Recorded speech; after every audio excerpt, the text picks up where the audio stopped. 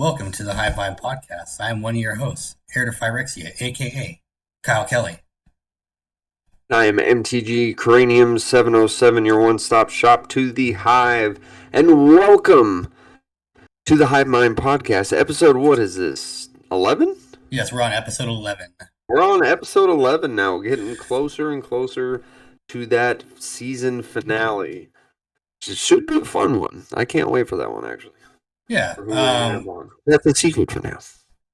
Appreciate everybody still sticking around with us. I'm still going to Magic Con, so you can catch me there this week.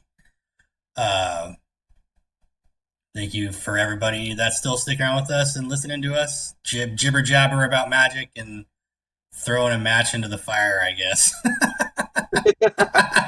Put it lightly. Yeah. Also want to let everybody know our merch is now linked to our YouTube and my Twitch as well. So untouchableThreads.com has our Hivemind podcast merch in the store, thanks to Miss Inkvale, aka Phage. And as always, we appreciate you and the Salt Shaker and crew and the Cauldron Boys, everybody that still sticks around. They're all awesome. I cannot wait to meet all these people. Hopefully, most of them this year at Magic Con, so we'll see. But also, if not, I guess now is as good a time as ever to announce Hive Mind podcast next year. As you know, the schedule for the Magicons in February being what? That's one's in Chicago. It was January. Wasn't it January? No, it's February. Oh, okay. Yeah. So February, Chicago. June is Vegas, and the one that the Hive Mind podcast is planning on going to, the one in Atlanta, Georgia, in September. Yep. So get ready for that one if you guys are interested in meeting us or doing anything like that, slinging some spells. We're probably going to be at the Atlanta, Georgia MagicCon next year. Yeah, and I'll be rolling out our Patreon to help us with that getting there possibly. That should be coming sometime this month before Christmas, I guess. I haven't had much time to work on it. Or next season, it don't matter. Yeah, or next season. Like I said, I haven't had time to really work on our tiers or figure out what we're going to do with that. But it is there, and we'll get that going as well. If you guys still want to still support us through that. Yeah. So, yes, like Heir to Phyrexia was saying, thank you so much. We forgot to do a segment last episode, the Ass or Gas, and we do apologize for that. I'll just start off in the video early on saying, comment down below one of your favorite commanders or your favorite card that you put, like your pet card. And the Hive Mind podcast will rate it Ass or Gas. Is it Ass? Meaning if it's more casual, or it's not really a higher powered card, or is it Gas? Will you be playing in CDH? Will we be putting it in our CDH decks? That's what that is. So Ass or Gas? Comment down below. Yeah, but I love doing that too. Yeah, that's a fun one. Yeah. But I don't know. Should we even talk about the next one? Because did we sign any NDAs out there, Heir to Phyrexia? Nice little segue into our topic. I honestly don't think we'll ever be signing an NDA, especially with our podcast. No, not at all. But Wizards came out with the RC, right? They took over Commander. They are going to bring on the Rules Committee members, and I believe, 5 more? So it'll be like 10 of them all together? I don't know. I think it's like 10 to 12. I don't even know. I haven't even seen an official number, but I do know there are going to be a bunch of casual players and like one CDH player. Right. And like, so they're pretty much having them sign an NDA saying, and this is a forever NDA, mind you. This isn't just, this isn't like military secrets over here or something where you're sworn to life to not talk about aliens or, the moon landing wasn't real or some bullshit. I don't fucking know. But did you just compare that to the moon landing? Did you just compare that to the moon landing? Whatever. Are you serious? No. That would be like trapped in the moon, right? Like Emrakul? Oh, just kidding. Go ahead. Oh, yeah, Emrakul, the stupid noodle queen. Yeah. But This is a forever NDA stating that they cannot speak negatively, I believe, on how the format's going. They can't post any negative content, which I guess in a way is a little understandable because of the death threats and all the other stupid crap that happened from the bannings. But Right. at the same time, you're limiting your people in expressing how they really feel on things. If something isn't exactly right, or so, it just feels really secretive. Like, hey, we're about to do some fuckboy shit, and don't say anything bad about it because it's going to make us look bad, and you might get death threats. Oh, like, mind you, once again, I will reiterate this. I did a video about it. I believe we talked about it. It is not okay to threaten anybody over a fucking cardboard game. And if you are one of the ones that did that, shame on you and you shouldn't be playing this game. Go play Yu-Gi-Oh.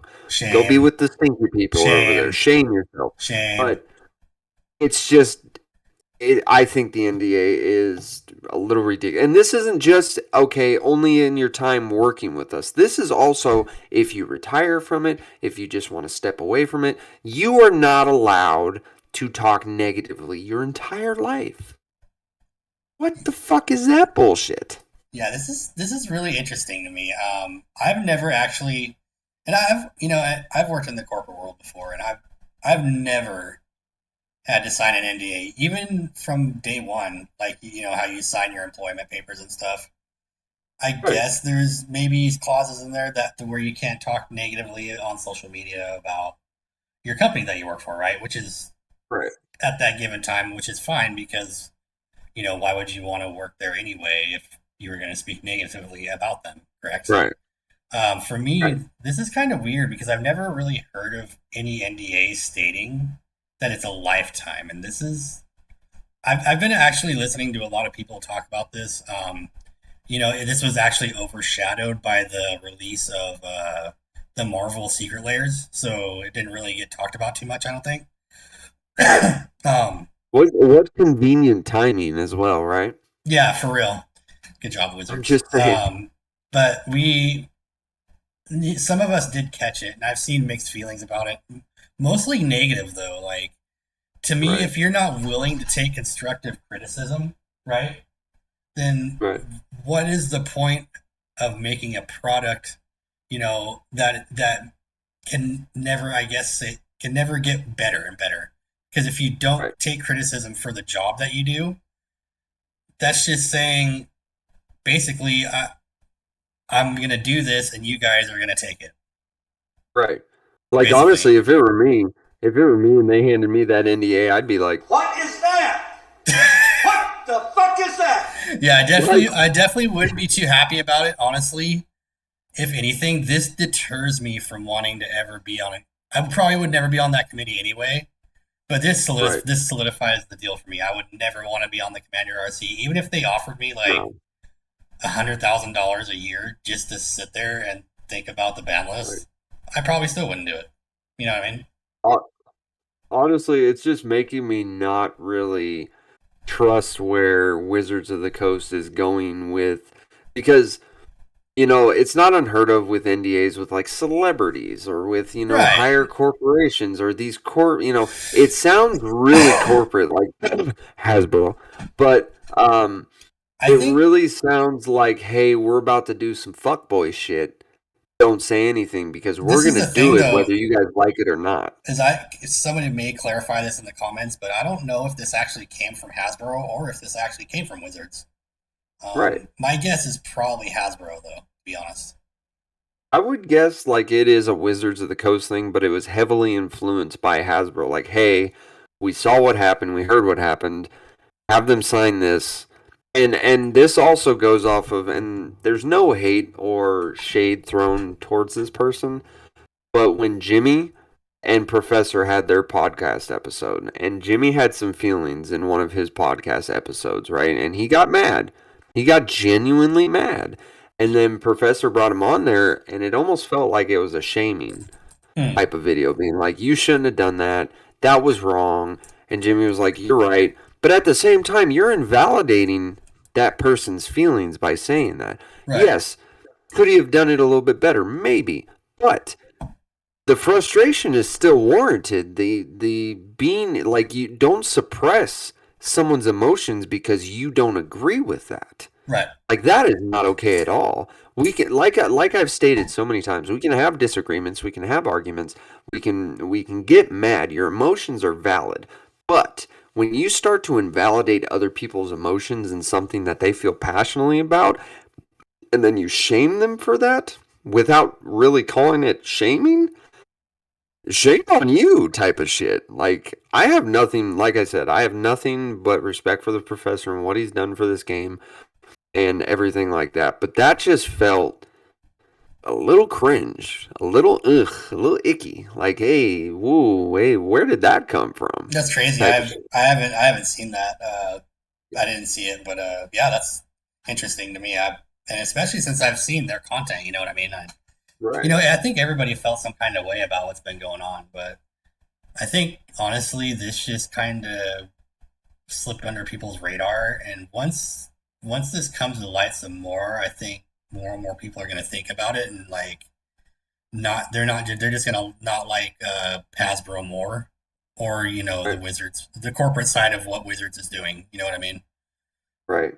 And I'm totally on that side of, I don't like where this is heading. This is something, I don't want to see this game die. I really don't. But it's almost heading towards that part, you know. Right. And Yeah, go ahead. Sorry.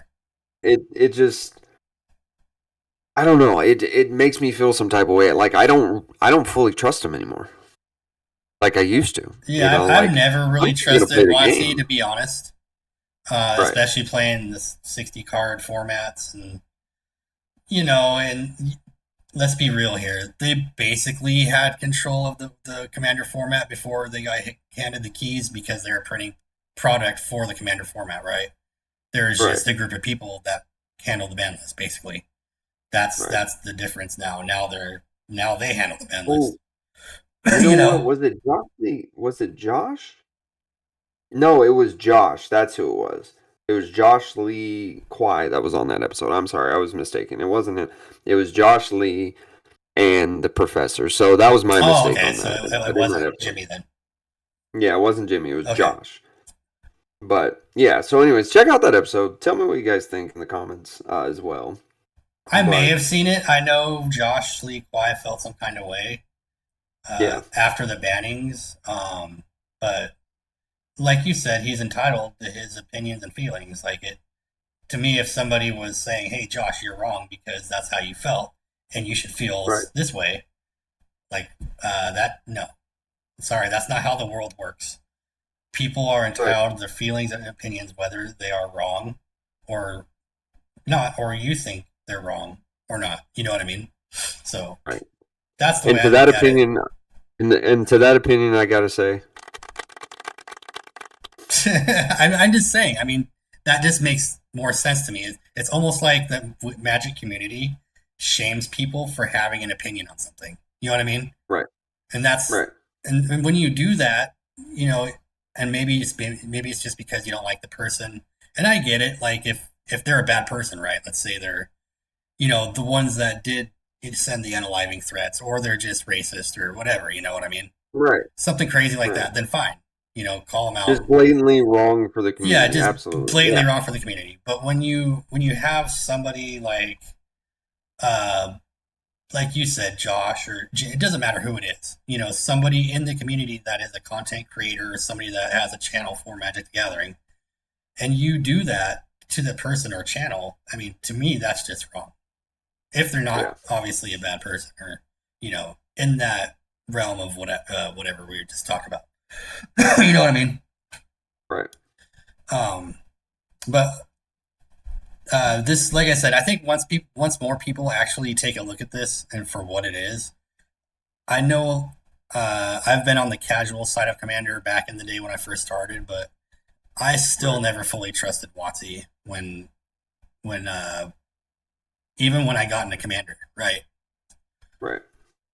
Just because they do have the corporate side, they have to make money, they have to make a profit, yada yada yada, their whole 9 yards. We can sit here and talk about it all day, but we don't need to. Right. It's been covered over and over and over again. We know Right. corporations are bad, but at the end of the day, they're there to continue on our game. But on the flip side, like you said, this just adds another thing to the resume of something we don't like about them. You know what I mean? Right. And that's what it is for Right. me. It's digging a bigger hole for themselves, and really, I mean, do they really listen to us, or do they just, people, we all get angry at, like, perfect example is what happened recently, the bannings, right?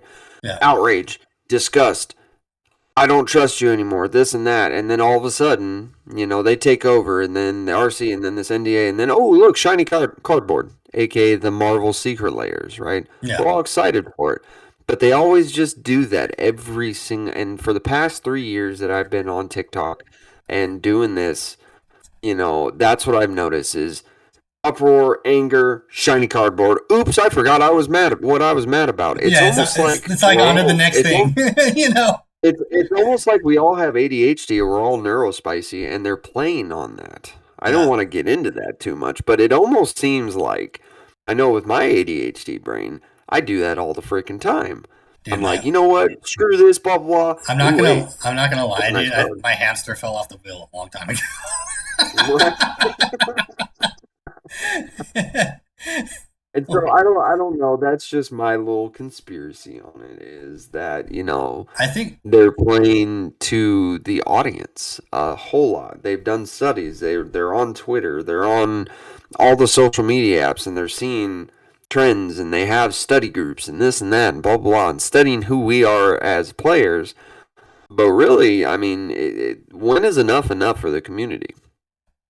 You yeah, know, it's hard to tell. It's like when a team fumble, like let's say, how do you put this? Like you can only when a person messes up only so many times, right? You can only give them so many chances, I guess, in a way. right, right. You know, you know, It's like the friend keeps coming back and asking you for money, and you're like, "Hey, I can't do that anymore." And yeah, eventually, and they're like, "Well, you're not really a friend." And yeah, it's almost yeah, the same situation type of thing, like, "Hey, I've given you a bunch of money. I've done all this. Why should I give you more?" Well, just $20, man. Just $20. No, I'm not gonna do that. I'm not gonna enable you to keep doing that. correct.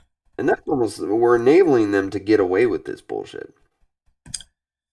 Yeah, and I honestly, for gameplay and people's pods health and uh, this really isn't going to affect them that much. I think maybe, like I said, it'll just make them think about it maybe once or twice, and then be like, "Oh yeah, Yeah. stupid Watsy." You know what I mean? And Right. that's where it's Right. going to end. I don't think it's going to affect anybody's pods really, but No. unless you're really directly involved with Wizards, this really isn't going to involve you. So for all the people trying to get a job there to be on the RC, like this for the let's say I think who was it? Comedian was trying to get on there to be on the RC, or had talked maybe to him or somebody. But that's who it affects. You know what I mean? The people that are actually actively trying to get on the RC. But and if I was in their shoes, I would just stop and be like, yeah, I'm good. But that's Right. just my opinion, Right. Um, Right. we know Wizards has deep pockets, and if you end up breaking this NDA, there's a good chance they'll come after you. You know what I mean? Right. So, but yeah, it is what it is. If you're interested in doing that and you want to be a part of that, I would say really read Yeah, through that, get a lawyer. definitely more power to You you. know, Especially if you do sign that NDA. I'm curious to know how it affect because that's like you said, it's the rest of your life, right? So that affects right. you the rest of your life. So effectively, you can't say anything bad about Watsy for the rest of your You life. could be like 90. You could be like 90 years old in the old folks' home and be like, you know what? Fuck Wizards of the Coast, and all of a Yeah. sudden the Pinkertons are gonna bust down Oh the door and be like, jeez. what the fuck did you just say? Oh god. No, not the Pinkertons. God. You have to go. Jesus. That's funny. But yeah, you're not even wrong. I mean, that could happen. They'll confiscate your We're old taking man. your walker away from you and give me all Yeah. your damn alpha cards. Yeah. No more Jesus. mommy for you. Like, fuck out of here. Oh god. I don't know, and that's my train of thought on that subject. And really, Yeah. Like it's not going to affect me directly. It just made me think about it really. You know what I mean? Like, Right. oh yeah, it's wizards wizarding. What can we do? Right? Right. Um, Exactly. So. can more bad come from it? Of course. I mean, if they keep continually doing this, going down this route, making people do that, because who knows if I mean, what to play in LGSs? Are they going to make the LGSs make their players sign NDAs? Like, Right. could it get that bad? Yeah, of course it can. It, Actually, it, it, it's going to start with that, and then it's going to trickle down into yeah. everybody Now, else. So if now you're like, could "Oh, it it? doesn't affect me," it's Now, going to affect you eventually. It'll is probably it? affect this podcast eventually. Yeah, is it going to happen tomorrow? No. It could that ever Right. happen? Maybe. Yeah. I mean, is there a good chance it'll happen? No. But I mean, there's never not a chance that could happen. That's the Right. worst scenario I think coming out of this. Right. All right.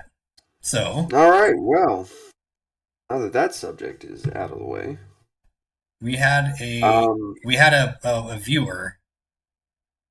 yeah, we had a viewer, a good buddy of mine and of the Hive Mind podcast, an avid listener, Coffee Panda, Okay. suggest a subject for us to talk about, and that was, let me pull it up. Um, he said, love to hear your guys' opinion on older precons versus newer precons, or what makes a good casual deck versus what makes a good CDH deck.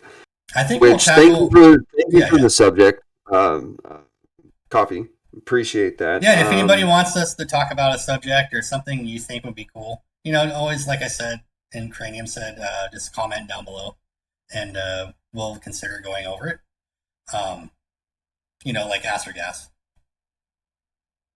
So, in regards to the older precons versus newer precons, because I only started this game in 2015. I never really got into Commander until 2020, I believe. Yeah, So I'm not sure how the older precons were, but from what I've been told and what I've seen from the older precons that I've bought and the newer precons, the power creep is definitely real, right? oh yeah, These precons are a lot stronger. Like I remember when the Jared Carthalion one came out, the Wooburg commander, the Painbow. That Pinbo. one was Yes, genuinely fucking really good on its own. Like you didn't need to make many changes to that thing, and it was for casual play anyways. It did its thing and it did it well. Lathril was an older one, but Lathril is Lathril. It's elves. You can't go wrong yeah. with elves. Like Lathril. I mean, elves are pointy-eared bastards for a reason, right? Jesus. And yes, I do have an angst against elves because I got stomped in a standard tournament back in the day when I was fresh Yeah, and brand new to it. I only won one game, and it was only because he showed up late. That's the only reason. But riveting gameplay. Here we go. riveting gameplay, you elvish pieces. But yeah. So as compared to the older precons, what I've seen is it's definitely more I powerful than it was. yeah.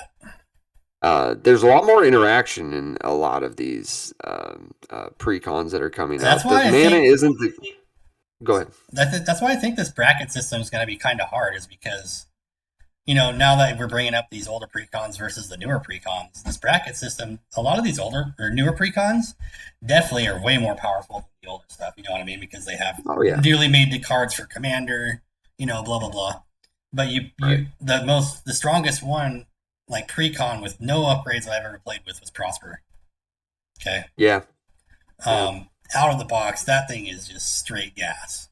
Um, Right. you know what I mean? And it's like I stomped quite a few constructed decks with just the precon. You know what I mean? Right. So it's like Right. you take that precon and you put it versus like a 2012 or a 2013, 2014 precon maybe. And I don't know. Yeah. That doesn't make sense to me. Well, if you look at like the older ones, like say Pantlaza, Pantlaza was good right out Oh the gosh, box. yeah, that. Pantsless was just like holy shit. Yeah. I Well, love this dinosaur, right? look at even Adrix and Nev. Like that one. Yeah. Good That riddance. one, good God. Or AC. AC was a great one. Although it's Simic, so Simic's just gonna be good no matter Yeah. what the fuck you put in the box. But Right. still, Yeah, no, I definitely think there's a big power creep, and I will say this to every single person when we say, hey, add more removal in your decks. Even precons add a bunch of removal in the decks. So Yeah. what we're saying isn't wrong. So stop saying, "Oh, it dies to removal." That doesn't work. Yes, it does. If I Yes, it was doing, absolutely does. what I always do with the, even when I was playing casual, like with the 10 in, 10 out, that's all I do in precons. I would Right. always just fix the land base, right? Yeah, So probably like because land base three is to always five, poo poo in precon. lands. I would pull out all the lands that came into play tapped, and then Right. I put in 5 cards, and most of the time those 5 cards were single targeted removal and maybe one more board wipe. Right. Or like me when I bought the Sliver Grave Mother, I took out that entire garbage fucking land base that was in there. That was just god awful for it's Fastlands. No, the fuck it's not. Get out of here. Yeah, If you were one of the ones like another person that I saw on TikTok who's another podcast member of a different podcast was like, oh, it's really good. Those are great. Those are fetch lands. They are the slowest pieces of shit lands I had ever dealt with in a sliver deck. Okay? yeah, Like, don't fucking try and feed the fans out there like, oh, that was a great deck. No, the fuck it wasn't. Tell me you don't know how to build slivers without telling me you don't know how to fucking build slivers. yeah. Like, I mean, they should have put a better. As I looked at that deck list, and I was just like, man, there's a lot missing out of here. You know I what I was mean? so mad. I was so fucking mad. I And was I'm not, yay, I'm not even a sliver player. You know what I mean? So I was just like, yay, we got 5 new slivers that are meh. yeah, You put a commander in there where the legend rule doesn't apply, and you put one legendary sliver in there. right. Make that make sense? Like it just didn't. I It don't know, was man. so dumb. At least There you did wasn't get a even any sliver deck copy though, which is spell. Nothing. better than nothing, I guess. Right. That's where we're I at, I think, guess. with that. Yeah. So, and then what makes a good casual deck versus what makes a good CDH deck? A good, So, yeah, uh, yeah, I'll let you start off on this one. I think for me, a good casual deck again, whether it's pre-con or constructed, I always start with the land base, right? If you have a good land base, Yep. your deck's gonna run smooth. With casual, I always try to go with a power level 7. We like Right. to have the card draw, the Right. targeted removal, Right. all the good stuff. And that's All the good stuff. not something too Well, powerful to where it's too impressive for the table. I don't play with like land destruction or stuff like that to slow right. down the game. Uh, Right. I'll play more with And it like also, I love playing with group hub cards. So yeah, like tempt with discovery type stuff. yeah. That stuff speeds up the game though. You know what I mean? And see, with that as well, like with the land base, you also have to put into consideration, okay, what is the commander? What does it want to do? Like, obviously, if you have a landfall commander, you want a little bit more lands than normal, right? You probably want, Oh my yeah, general rule of thumb when I was playing casual is 36 to 38 lands. yeah. That's what I was And doing. with the If it's a landfall, you landfall deck, you may want to put 2 more or 3 more in I would there. say yeah, landfall. I tend to go to 40 to 44, depending on what commander it was. And Right, most of those lands like would be fetch lands. Even the slow right, fetch lands are good in those decks because you get so much right. value, right? Right, and with the fetch lands, you could play something where you can play lands from your graveyard, so you can do that multiple times Yeah. and stuff like that. The more lands you can put in, but that's just with casual. You want to have a little bit of removal. You want to have something that synergizes with the entire deck, right? I like The Ophi's pieces that, huh? I like Ophi's method with casual, so it's the box method. You put like 8 card draw, 8 removal, Right, uh, eight it's interaction pieces. yeah, 8, 8, 8, and 8. So, Yeah, whatever, and then go from there and then put in your creatures. So eight right, artifacts, and 8 rocks. Mana rocks is always right, good to have. You speed up the game. right, Um, right, but like the 8, 8, and 8 rule is what I like to use. Start out, and then you move. Depending on your commander, you move up and down from there for whatever to right. tune out the day. That's a good And place to then start. like what makes a good CDH deck? In my experience, absolutely lands, right? You want the fastest lands, you want the I best lands possible, you want the Gaia's Cradles, you want the, uh, uh, just something that synergize whatever CDH commander that you're going with. Like obviously, if you're doing the first server food chain, you're gonna want the fetch lands. You're gonna Yeah, want the OG dual lands. You're gonna want the shock lands. You know, you're gonna want the pain lands, the ones that are going to give you value straight off the rip. And then off of that, based off of that, you're gonna want to have all the good mana rocks. You know, yep. the 0 and 1 drops, the soul rings, the all the Moxen, mocks. yeah, and the You know, well, not all of them technically, because Mox Opal, or is it Mox Opal? No, Mox, the one where it adds a color from a legendary creature. yeah, I know which one you're talking about. Mox Amber. Yeah, that one. Yeah, Mox Amber. You know, that one isn't necessarily the great, but you're going to want to have your mana vaults, you know. All these basalt monoliths, even sometimes, depending, like, especially in Kinnan. If you're not running basalt monoliths in Kinnan, you're not playing Kinnan right.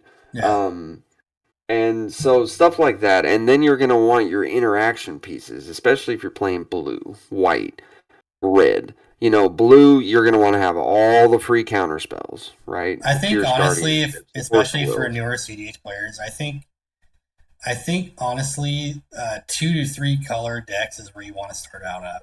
Honestly, with Right. CDH, I personally like And then, the tri-wedge color decks, yeah, because it gives you, not it as gives you much to, variety. yeah, it gives you not as much to worry about as 4 and 5 color Right. decks, but it gives you enough strength in certain colors, Right. to be able to push out some wins. And Right. typically, those types of decks are the ones that you want to lean towards, because they're very low to the ground. They're very lean. Uh, each color has its top 10 cards that are must plays in CDH decks. Like Right. everybody says, yeah, they're so redundant and repetitive, and you only have so much room for your own flavor of cards. You've seen a few cards that I play in CDH that nobody does, Right. and it's very few and Absolutely. far between. But like everybody says, you can say it about any riveting gameplay, but Right. honestly, Right. you're never, at least in Commander, you're never going to get the same game twice. Probably, I never have, at least. Like, and the mindset that I've done in my deck building is okay. Do I have protection pieces, you know, the Teferis or the City of Solitudes to protect myself from going for the combo win? Do I Yes, have something to be able to stop someone from countering my win? Do I have enough win combos in here? Do I have the tutors to go and search for that early on in the game? right. Um, you know, what's going to synergize to get you that win the fastest? Like, obviously, if you're playing Demir, oh my god, demonic consultation in Thassa, how original! Yeah, But like, it's still a win. It's a very viable efficient. way of It's a winning. very efficient win. Right, Does your deck check off the boxes? Can it win on turn one? Can it win on turn two? Can it win on turn three? Can it win on right, turn four? Present wins on all those turns. If you right. can check And all those then boxes, your deck is good enough to play CDH. right. Like I never thought Urza Lord or Lord Protector was going to be CDH viable. It's getting there. It's not fully there, but it's still that whole portion of that. That's Azorius. So what I'm doing is I'm trying to slow everyone down as much as possible for me to get to my win, and then be like, boom, boom, there's the win. Yep. Like I think it was like turn 4 the other night or Saturday night. It was either turn 4 or turn 5 where I had the Heliod and the Walking Ballista combo ready and able. I was going for it. Didn't have any protection out, which screwed me in the long run because they all got exiled. Right. But you know that's the thing That's is right, you want kids. to. Don't ever leave home without your mind break trap. And so like but that's essentially what I look at in CDH now. And that's coming from, you know, you teaching me from Dave, who has been a huge helpfulness in Yes. teaching CDH for me, and really appreciate you, brother. Dave the hobbyist. I'm always gonna shout Yeah. him out on this podcast. If you want to check him out, he's on TikTok. I believe he has his own podcast Yep. on Spotify, I believe, and then Spotify, I believe. Or no, is it on Apple? it might be on Apple. One of the one. It's either One of them. it's Yeah. either on Spotify or Apple. I'll have to confirm with them. Sorry, Dave. Sorry. But yeah. If you guys ever want to sling some spells or learn how to play CDH, or hey, I have an idea for a deck, give him a shout out, give him a ring, give him a follow. Really good guy to learn about CDH because he's been in this gameplay Yeah, for quite and some there's time. actually a lot of people in our community that are pretty decent CDH players. I know the Cauldron Boys would be definitely a group if I was new, I Oh would yeah. love to play with, to learn Oh with. yeah. Uh, I know Phage has, come play the CDH with us and the Cauldron Boys, and I think when she first started playing, she kind of got the best of both worlds. You know what I mean? Right. Right. Um, but yeah, it's very. We have a lot of good people in the Salt Shaker. So yeah, check that out. It's a Discord. You can go to who on TikTok is the Salt Shake? Is it Eddie MTG? I believe because he I has the believe salt. so. Yeah, he has the Salt Shaker Yeah, I believe it's podcast. Eddie. Yeah, I think it's Eddie Yeah, MTG on TikTok. So I'm check pretty that sure. out. There's a ton of people in there, a ton of good people. Uh, but yeah, that's how I would gauge how to build a decent CDH deck. And I would honestly also suggest, uh, quote me if I'm wrong on this, Cranium. I would build your own list using what commander you want to use, and then go compare it to something on Moxfield or uh, the CDH database and see where you're at. Oh, yeah, absolutely. I fully agree with you on that one. In fact, I just found a card I'm gonna put um in And I my think Lord, or the Lord Protector that would benefit in the long run. But yeah, Yeah, and I think honestly that's very beneficial because you'll see how close your deck is to actually being a CDH deck. If you compare it to other CDH decks, even if it's not the same commander, as long as you're in the same colors, it should be pretty close. You know what I mean? Give or yeah, take 5 to 10 cards, my guess. Um, right. but yeah, but even if you want help deck building, there's tons of people in the community that are more than willing. I know there's multiple And discords that'll help you brew your deck and help you fix what you got. and honestly, reach out to us if you really want Yeah, to. You us know. too. I've helped multiple Yeah. people, given them suggestions. I've Yeah. actually built decks for them. So yeah, it's very fun to see when you actually do that kind of stuff and you pay it forward. You see it come back around, and they'll be like, "Oh yeah, man, that deck that you helped me, brew up actually is doing pretty decent." You know. Oh yeah. And with that, we're gonna give that a. Oh man, So yeah, that was the topic. Thank you once again, Coffee Panda, for yeah, the thank you for that. suggestions on that. Anybody else Um, want to give us suggestions? Please do so. Like I said earlier in the comments, we'll consider talking about it. You never know, you know. oh yeah. But yeah, I think that pretty much covers both the topics we wanted to do. I think that was a pretty good discussion on that. Kids, boys, girls, everyone in between. Don't sign NDAs if you don't know what you're signing. And Yeah, definitely. If you've never done that, at least I wouldn't say get a lawyer. Get somebody that actually has maybe signed an NDA to help you go through the yeah, process. And like absolutely. Cranium said, read the fine print. You know, There's always something in the fine print. yep. Yeah, I'm good with this episode. Catch us with our season finale, probably a week or two after Magic Con, Yep. because I'll be fresh off of there. And you can kind of ask me how it went. And I'm really hoping to see a lot of people that I know that I follow. So, to anybody out there listening to this, catch me. I'll be cosplaying in Fallout Vault Dweller, so I'll be pretty easy to spot.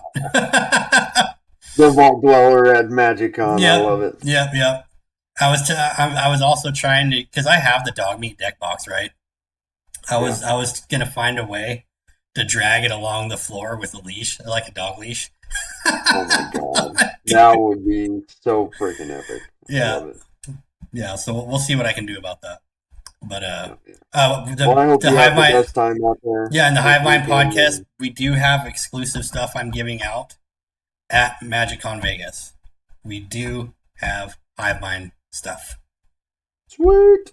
Yeah, so if you want some Hive Mind swag, just go ahead and find me. I'll be wandering. Fuck yeah. All right. Well, with that, everyone, once again, thank you for your support and thank you for everything that you guys contribute in this community and in our podcast. Once again, I will remind you to comment down below your favorite card in Magic the Gathering or your favorite commander, and we will decide which ones to do ass or gas to. Or hell, even your favorite precon. Yeah, even your favorite precon. Yeah. We can do that as well. Yeah. So, but with that, we will stop that, and then I will go ahead and give my final farewells of For the Hive, as always, ladies and gentlemen. Glory to Phyrexia. See you guys next time.